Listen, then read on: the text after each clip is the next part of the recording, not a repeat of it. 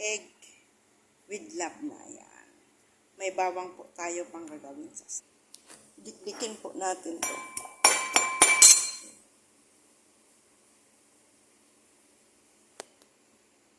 Ayan po yung spice niya. Ayan yung bawang, sweet paprika, oregano, mint. So,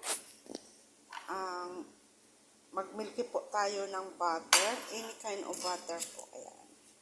Tapos po ilalagay natin siya dito. Yan po ang sauce. At ilalagay natin sa fire na kaunti.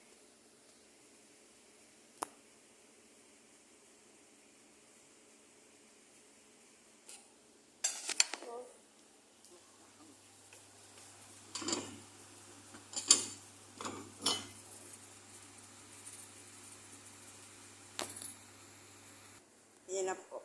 I-mix po yung labna at yogurt. Ayan po yung labna. Yogurt, bala na kayo kung anong brands. I-mix lang po yung ganito. Ayan po. Tapos ilalagay natin siya dito. Ayan. Weld muna natin siya ng maayos. Na maluto po siya.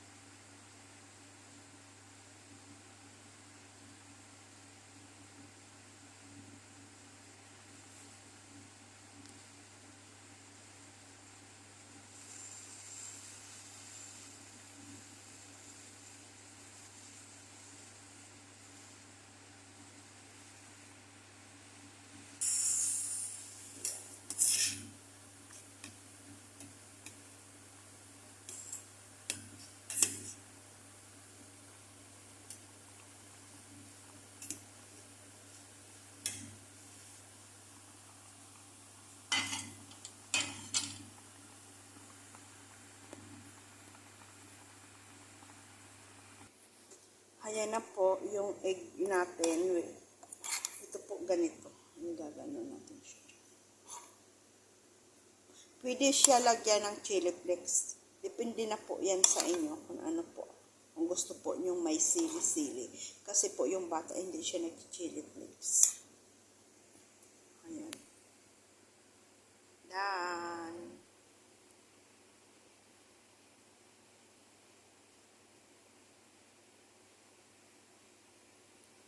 Matching bread po yan. Ayan po. Arabic bread po yan. Depende na rin po sa inyo kung anong bread ang gusto niyo.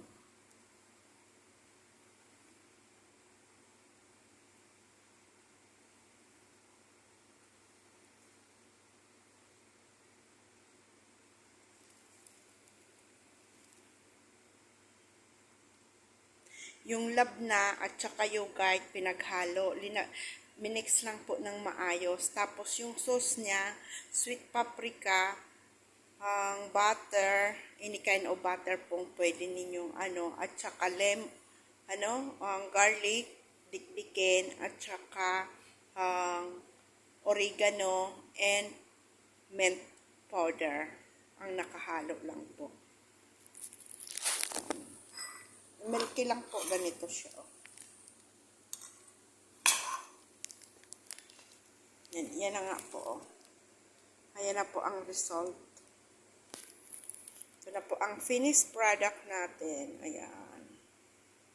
God bless you po. Ingat po kayo palagi. Short video lang po to, pero may matutunan po ng luto. Masarap po ito. Sa labna naman po, any kind of labna po ang pwede nyo gamitin. Labna po. At saka, about sa yogurt naman, any kind of yogurt, any brands. Ako po, ginamit ko yung low fat. Kasi po, dieting po siya. May full cream naman po, di ba, na yogurt. Bala na po kayo. Ayan. Paki-like and share naman po at paki-comment. Paki-subscribe ng YouTube channel pag nadaanan po kayo nito. Ingat po tayo palagi saan man sulok ng mundo na maroroon. God bless you po. Bye-bye. Ingat po tayo palagi.